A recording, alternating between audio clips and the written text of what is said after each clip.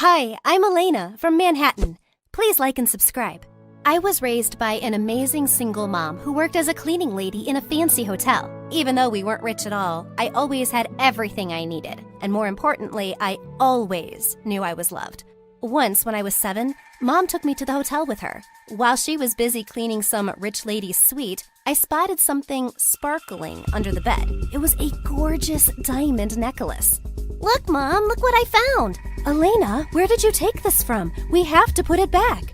Just then, the rich lady walked into the room, and she started screaming that she was being robbed. Minutes later, the cops arrived on the scene, and the lady insisted Mom had broken into her safe. They immediately arrested Mom and took her away. Suddenly, my whole world turned upside down, and I was sent off to live with my grandma in another city. But after only a few months, Grandma said that she was too old and tired to take care of me, and she shipped me off to an orphanage. Many years passed there, and I really missed Mom. When I was 15, the warden told us one day that some rich benefactors would be paying a visit, and she told me that I had to sing something for the guests. I loved to sing, but I felt really nervous in front of those fancy-looking people.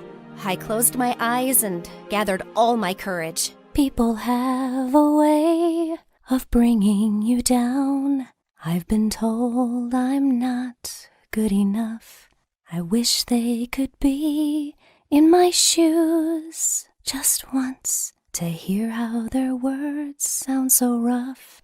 Just believe in yourself, 'cause there's no doubt you're beautiful and strong inside and out. I wouldn't change a thing. To me, you're a star. You're pretty much perfect just as you are. Everyone seemed stunned, and then they broke out into loud applause. Just then, a very handsome young guy, who was 3 or 4 years older than me, walked over to me from the audience. Your voice, it's truly a gift, Elena. I'm Harry, and I'm a music producer. I would really love it if you'd come and sing for me. It would be amazing to record an album with you. I couldn't believe my ears. Sing for him? Me? An album? It almost seemed too good to be true.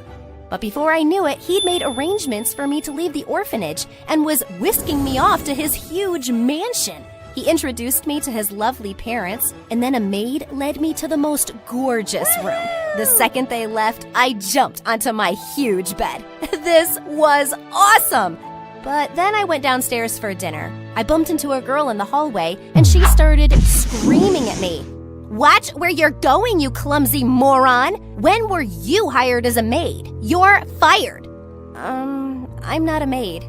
And who are you? Who am I?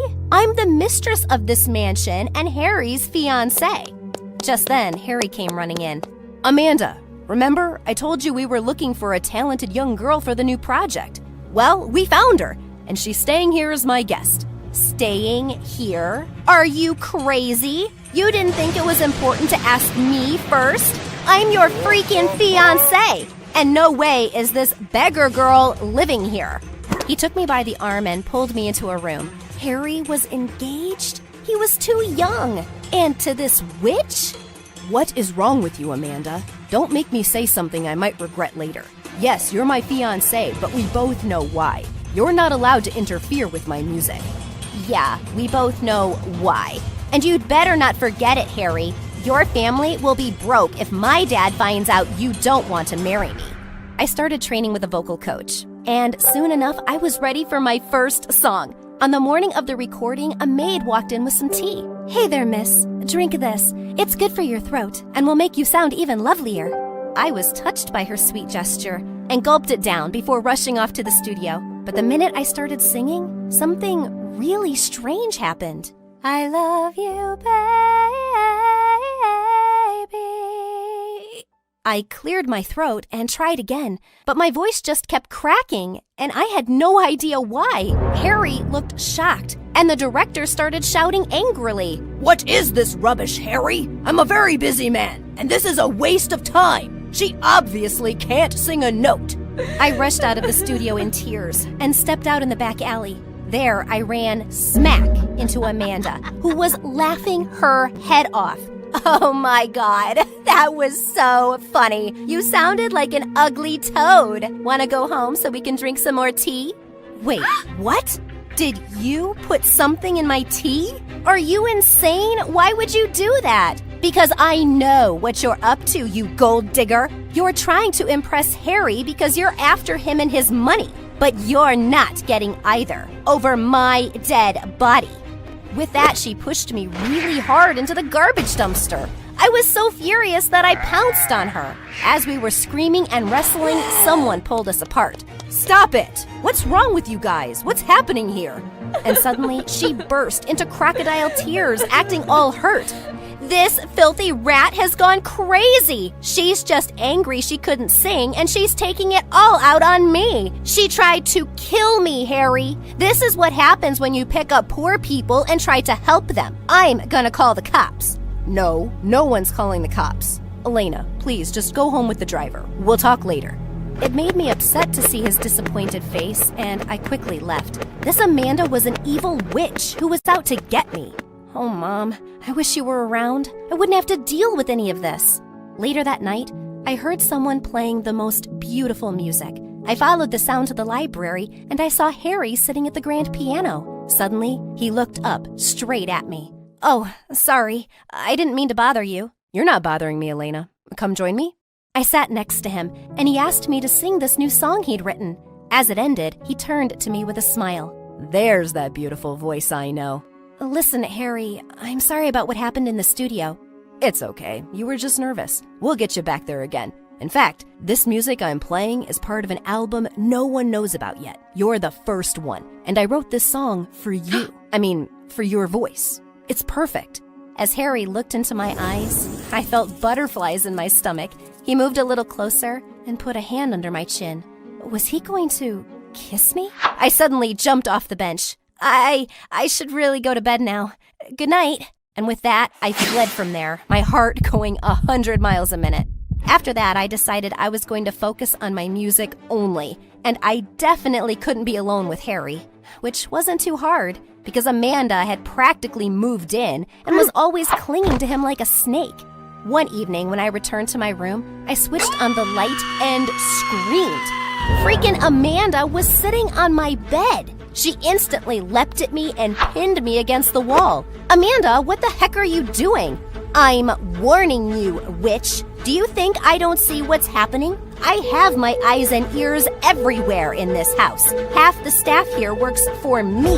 Don't even think about it, Elena. Harry's mine, and he's never going to be yours. Oh, if you're so sure of that, why are you here in my room? You're clearly threatened by me, and maybe you should be. She looked livid. Step carefully, or I'll ruin you. And with that, she climbed out of the window and jumped. She was a psycho, and now I'd made her even angrier. In a few months, I was able to record my first album, and Harry wanted to celebrate our success by throwing a huge music release party. I really wanted Mom to be there, and Harry had been helping me look for her, but we hadn't found anything. On the night of the party, I walked into the hall and was suddenly surrounded by big music directors, producers, and artists wanting to talk to me, and I was on top of the world. Suddenly, I felt a gentle tap on my shoulder. May I have this dance? Harry led me to the floor, and my heart skipped a beat as he drew me close. We were dancing like no one was watching, when suddenly, the song changed, and we both stopped in our tracks. The DJ was playing Harry's song from the album that wasn't even released yet. Harry walked over to the DJ furiously and shut off his system. Where did you get a hold of this song? What are you talking about, dude? It's been on the radio all day and going viral everywhere. Harry stormed out of the hall, and we followed him out. We went to the library and found all his sheet music, notes, and CDs gone. It has to be someone from the house. It was all right here. Harry demanded to see security footage of everyone who'd been in and out of the house lately, and suddenly we came across a video of me handing a large envelope to the maid. OMG, that's what you're doing, witch? What do you mean? I'm just giving the maid something to mail to the orphanage. But Amanda screamed for the maid to be called in, and what she said left me shook.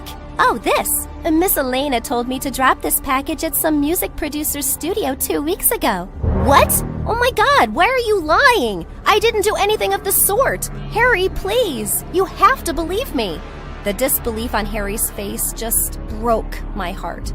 But why would the maid lie, Elena? And you were the only one who knew. The only one.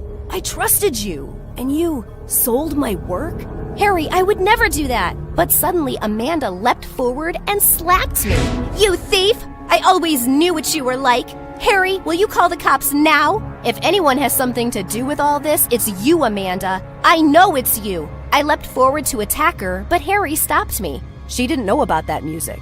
You did. I want you to leave my house right now, before I change my mind about calling the cops. I just burst into tears and left that house within minutes. I couldn't believe Harry thought I'd betray him. I left that city and went back to New York so I could look for Mom. Soon I found a job as a singer in a fancy restaurant, and I kept searching for her, but to no avail. A couple of months later, I was just finishing my performance when I spotted someone in the crowd. Someone I never thought I'd see again. Mom? She gave me a huge smile, and I ran to her, flinging myself in her arms. Oh, Mom, where have you been? Where were you all this time? Oh, my baby, I'm so glad to see you. Oh, you've grown up so much. And I looked for you everywhere, honey. After I came out of jail, I went to your granny's house, but she'd already passed away, and I had no idea how to reach you. But how did you find me now, Mom? I heard about your music album and tracked down the music producer. He helped me find you, and he brought me here. She pointed to someone behind her, and it was Harry. Before I could even say anything, he stepped forward and kissed me. I'm so sorry, Elena. You were right. It was Amanda all along, and that maid was working for her. And I was stupid enough to fall for it. I was only ever engaged to Amanda because my family owes her family a huge debt, and they said they'd forgive it if I married their daughter. I did it for my parents. But after they found out everything Amanda did, they told me to break it off immediately.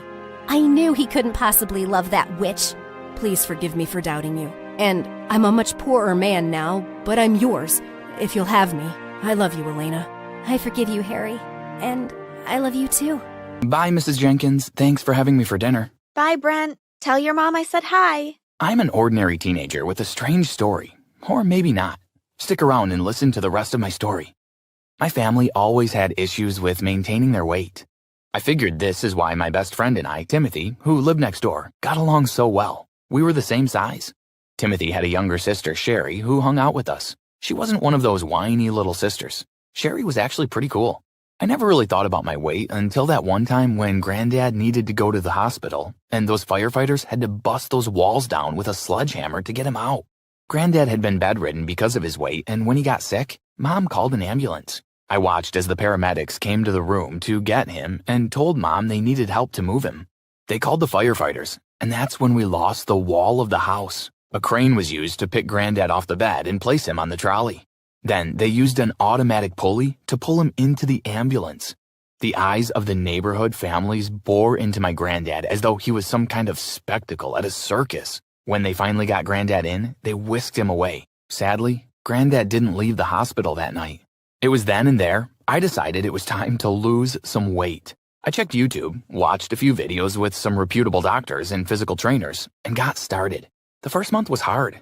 I did have a few cheat days at the beginning, but when I lost those first 2 pounds, that was all I needed to keep me motivated. Over the next few weeks, Timothy and I didn't spend as much time together. We didn't have a fight or anything, but I was just so focused on getting my weight down that it consumed most of my time. Instead of getting a lift with Timothy and his parents to school, I decided to walk. Instead of eating in the school cafeteria where I'd succumb to the smells of the food, I ate in the school's courtyard. After I lost about 50 pounds, it seemed as though the invisible spell that was placed over me in high school was suddenly removed. Kids who never told me hi before spoke to me. Needless to say, my social life blew up, and at 17, I had my first date. Soon it was that time, where we had to choose our prom king and queen. I was excited for Timothy when I heard he was nominated for prom king. I really hoped he'd win so he could leave high school with a bang. After gym class, I walked into the locker room, unknown to the other guys. Okay, so Kezia told us she'd fix the ballots since she's on the committee. Kyle said. And I'll borrow my dad's saw to slice the legs on the chair. Paul chimed in. This is going to be amazing. When that chair cracks under his weight, and we get videos and pictures and post on social media, we'll leave a legacy that's hard to top when we leave this school.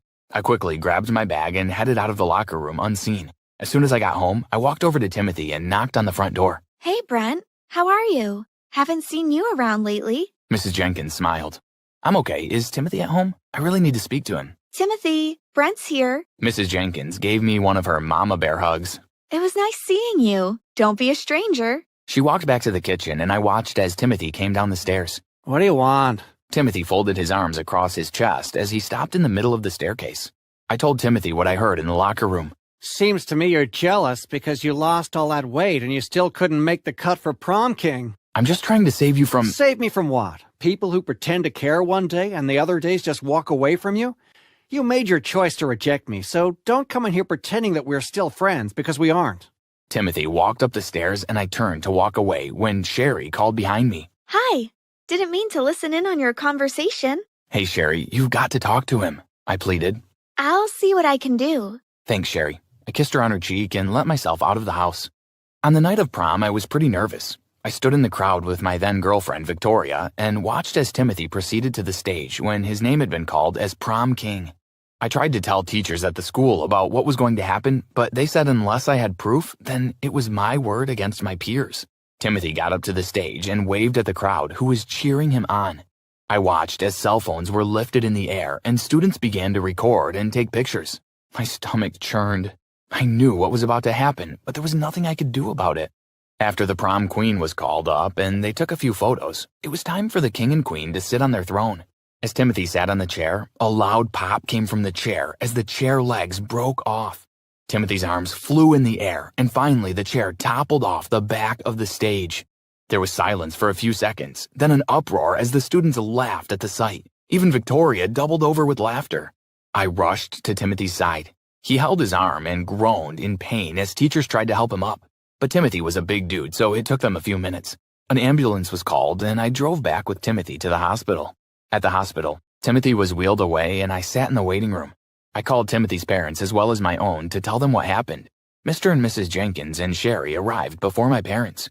I cried on Mrs. Jenkins' shoulder. I am such a bad friend. I'm so ashamed of who I became after I lost the weight. Maybe if I was a better friend, Timothy would have listened, and we wouldn't be in the hospital. Mrs. Jenkins held my face between her hands gently and looked me in the eye. Now you listen here. Timothy is in that hospital bed because he didn't listen to you. Don't you dare place that burden on yourself. Was Timothy a good friend to you? Was he cheering you on and trying to help you lose weight? As a person, you are allowed to grow and improve. Friendship is a two-way street. Timothy had his part to play as well. Mom and Dad arrived about 15 minutes later, and we filled them in on what happened. Family of Timothy Jenkins? A male doctor walked into the room and called. We all stood up and walked over to the doctor. Timothy took a hard fall. The bone that connects his elbow and forearm was completely shattered. He underwent surgery and we had to place a pin in his arm. He's still a bit groggy from his surgery, but will allow one person to visit him in a few minutes. Mr. and Mrs. Jenkins told me to go and chat with Timothy, and I followed the doctor to Timothy's room. The doctor nodded at me and told me I had 5 minutes before he left the room. Hi. I walked over to Timothy's bedside and sat on the chair. His left arm was in a cast. Hey, I didn't expect to see you here. Look, we've both made mistakes over the past few months. It doesn't mean we still can't be friends. I'm sorry for the way I acted. It just felt nice being seen, you know? I'm sorry, too. I guess we've both got a lot to learn about friendship. I chatted for a few more minutes with Timothy before the doctor told me it was time to leave. I hugged Timothy and left the room. As soon as Timothy got out of the hospital, he told me that he wanted to lose weight. We started him with a different diet, and it was about 6 months till he got full use of his arm once again before we began to train together. When I started to hang out with Timothy once more, I faded into the background again. But this time I didn't mind. Over the next year, Timothy worked hard to lose the weight. In college, some of the kids at high school went to the same college that we did. They reminded us that we'd always be the fat kids from high school. Timothy and I laughed at them. The other kids didn't dare try to pick a fight with us, though. One night during one of the college frat parties, Timothy and I stood outside in the backyard, when suddenly we were doused with beer. Timothy and I looked up on the balcony. Paul and Kyle held 2 empty buckets in their hands and laughed hysterically. Timothy clenched his fists. I'm going to kill those guys. I held Timothy back. They aren't worth it. Let's just leave. On the way home, we saw a house on fire and a lady's screams were coming from inside. I immediately pulled the car over and Timothy and I hopped out. The lady, dressed in a robe, ran out to the balcony with a teenage girl. Please help us. Do you have a ladder? Timothy called up to her. Yes, it's by the pool in the backyard. Timothy sprung into action and quickly retrieved the ladder. He placed it against the wall, and I climbed up and helped the girl down first, then the lady. By the time the lady climbed down the ladder, we heard a few cheers from a small group of neighbors who had gathered to see what the commotion was about. A few minutes later, sirens blared and police and firefighters arrived on the scene, followed by an ambulance. The lady and girl thanked Timothy and I before they went into the ambulance and headed to the hospital. That night, Timothy and I got an interview on one of the TV stations. After all the excitement died down, we headed home. A few days later, there was a knock on my front door. I opened it and was surprised to find Kyle and the lady that Timothy and I rescued a few days ago. "Good afternoon." Kyle spoke first. Thank you so much for saving my mom and sister. I was shocked. And this is a little thank you from me. Kyle's mom handed me a cake. Thanks, I was just glad to help. And I'll make sure Kyle never bothers you and Timothy again. Kyle and his mom thanked me again. I watched as they walked over to Timothy's house. About a year later, at Timothy's birthday party, Sherry kissed me. She admitted that she had a crush on me over the years, but she wasn't sure how I felt about her. Just then, Timothy passed. You better be this girl's boyfriend. I can't stand to see another one of her notebooks covered with your name and hearts all around it. Sherry blocked her face and laughed. Maybe I can do something to fix that.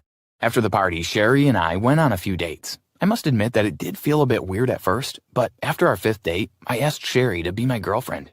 Sherry and I had been dating for a year, and things were going great, when I got an unexpected visitor. Hi, Brent. Victoria said. She held a toddler in her hand. "What are you doing here?" I came to let you know that I'm taking you to court for child support. Victoria handed me a document. Child support for what? For this. Victoria pointed at the toddler in her hands. Just then, Mom walked into the room and I quickly explained the situation to her and handed her the document. Well, let's go and do a test now. Mom went to the closet and grabbed her purse. Ain't nobody going to do any test on my baby. Victoria snarled. Mom grabbed her by the arm. And ain't no little girl going to scam my son into paying child support for a child that ain't his. Mom closed the door. When I told Sherry, she didn't say anything. About 2 weeks later, my parents, together with the lawyer, joined me in front of the judge. The lawyer told the judge that my parents and I wanted to do a paternity test to make sure that the child was mine, but Victoria denied us. The judge ordered Victoria to let me do the paternity test, and she adjourned the meeting for the following week. That same day, I took the paternity test, and we received the results a few hours later. I wasn't the father. I called Sherry, and I thought she'd be as excited as I was, but again, she didn't say anything. A few weeks later, as I flipped through the TV stations, I stopped when I saw Timothy on a paternity TV show. Intrigued, I leaned in to take in the show. Lo and behold, a few seconds later, Victoria walked out with her toddler. I watched Victoria and Timothy argue about who the father of the baby was. Finally, the host read the test results, and Timothy was the father of the baby. Timothy being the father of the child and the age of the child meant that Timothy and Victoria were together, while Victoria and I were still in a relationship. I waited on Timothy's front porch for him to return home. As soon as I saw him, I landed a blow to his face that knocked him off his feet. "You slept with Victoria and then gave me a hard time about being a bad friend?" I walked away, then I turned back. "Tell Sherry that it's over between us. I figured she knew all along it was your baby and not mine. I'm so over the both of you." I switched my college and stayed at the dorm and only visited my parents once a month, even though I spoke to them every day on the phone. As soon as I finished college, I moved away and started a new life. I got married to a beautiful woman named Megan, and we have 2 beautiful kids together. As I look back on my experience, what was most amazing is you can be friends with someone for years and never really know who they are.